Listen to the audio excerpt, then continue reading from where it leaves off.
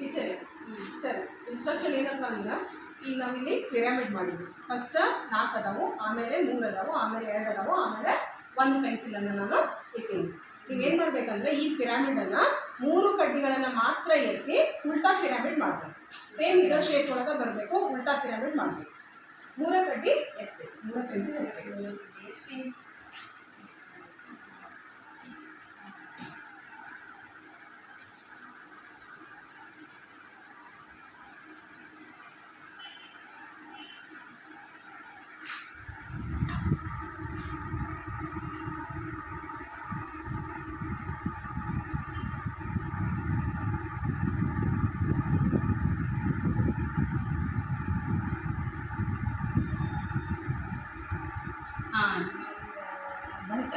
Okay.